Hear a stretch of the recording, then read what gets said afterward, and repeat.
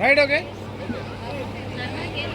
అందరూ ఇచ్చిన షీల్డ్ పట్టుకొని గ్రూప్ ఫోటో దిగాలని కోరుకుంటున్నాను.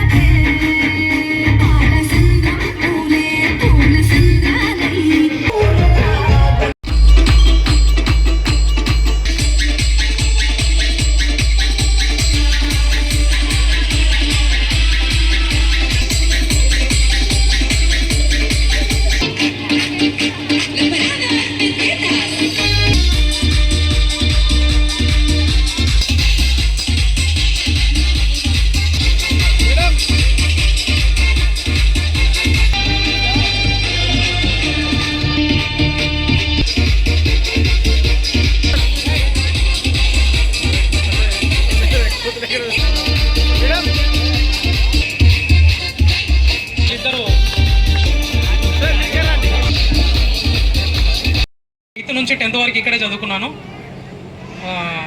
10th అయిపోయిన తర్వాత ఇంటర్మీడియట్ ఒలిగొండలో, తర్వాత బీటెక్ భువనగిరిలో, తర్వాత ఎంటెక్ వరంగల్లో చేశాను.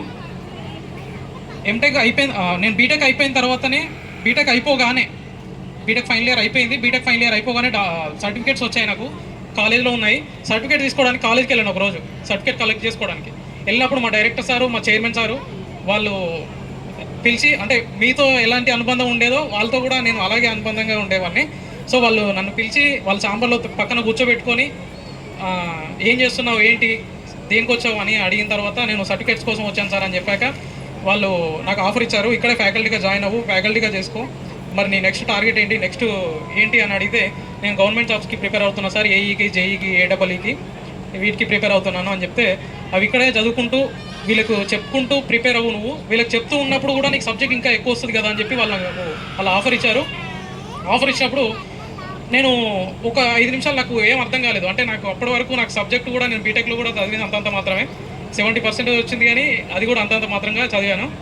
బట్ కొంచెం డౌట్ఫుల్గా ఉండేది. తర్వాత ఇంటికి వెళ్ళాక ఆలోచించాను, ఓకే చేస్తే బాగుంటుంది అని చెప్పేసి నాకు కొంచెం ధైర్యం వచ్చింది. తర్వాత వెంటనే మా డైరెక్టర్ సార్ గారికి కాల్ చేసి, సార్ ఓకే సార్ నేను చేస్తాను, మండే నుంచి వస్తానని చెప్పేశాను. ఒక 2 డేస్ తర్వాత వెళ్ళి కాలేజీలో జాయిన్ అయ్యాను. ఆల్మోస్ట్ ఒక 6 ఇయర్స్, 5 to 6 ఇయర్స్ వరకు అదే కాలేజీలో ఫ్యాకల్టీగా చేశాను, లెక్చరర్ నుంచి అసిస్టెంట్ ప్రొఫెసర్గా చేశాను. ఆ తర్వాత లాస్ట్ 2 ఇయర్స్ అంటే 2019, 20, 21 వరకు 2 ఇయర్స్ నేను ఒక హెచ్ఓడిగా కూడా చేశాను. అందులోనే హెచ్ఓడి పొజిషన్ ఇచ్చారు ఆ కాలేజీలో. నాకు చాలా హ్యాపీగా ఫీల్ అయ్యాను. అక్కడ కూడా చూడడానికి ఇలా చిన్నగా తక్కువ ఏజ్ వాళ్ళలాగా కనిపిస్తుండవచ్చు, బట్ నేను చాలా హ్యాపీగా ఫీల్ అవుతాను దానికి. ఎందుకంటే నేను ఆ కాలేజీలో చేసిన ఎంజాయ్మెంట్ ఇక్కడ స్కూల్లో ఎంత చేశానో ఇంటర్మీడియట్లో చాలా బాధపడ్డాను. అరే స్కూల్లో చాలా బాగుండే లైఫ్ 10th వరకు కూడా అని చాలా హ్యాపీగా ఫీల్ అయ్యాను. తర్వాత నేను బీటెక్ వెళ్ళిన తర్వాత కూడా కొంచెం అటు ఇటుగానే ఉండేది. బట్ ఫ్యాకల్టీగా జాయిన్ అయిన తర్వాత నేను ఆ డిప్లొమా స్టూడెంట్స్కి కానీ బీటెక్ స్టూడెంట్స్కి కానీ నేను ఎంత కష్టపడి, అంటే నా గురించి నేను అంత కష్టపడి నేర్చుకోలేదు సబ్జెక్ట్ ఎప్పుడు, వాళ్ళ గురించి నేను రేపు వీళ్ళకి ఎలా చెప్పాలి, నేను ఏదైనా తప్పు చెప్తే వాడు నన్ను అంటాడు వచ్చి అని చెప్పేసి నేను నైట్ కూడా నేను పార్ట్ టైం జాబ్ చేస్తుండేవాడిని. బీటెక్లో కూడా నైట్ 10:30 వరకు నేను పార్ట్ టైం జాబ్ చేసుకొని 10:30 తర్వాత 10:30 నుంచి 12, 1 వరకు కూడా సబ్జెక్ట్ నేర్చుకొని నెక్స్ట్ డే కాలేజ్కి వెళ్ళి వాళ్ళకి చెప్పేవాడిని.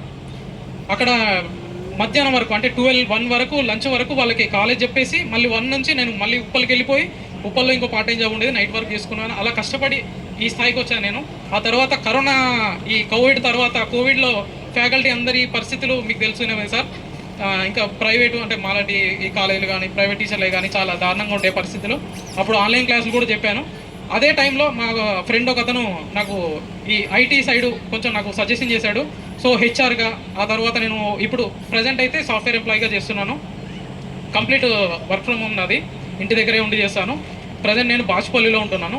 మా మమ్మీ నేను, మా ఫాదర్ ఎక్స్పైర్ అయ్యారు 2023లో కొంచెం హెల్త్ ఇష్యూస్ వల్ల. సో నేను మనందరం కలవాలి అని చెప్పేసి నాకు ఫస్ట్ నర్మదా అంటే మేము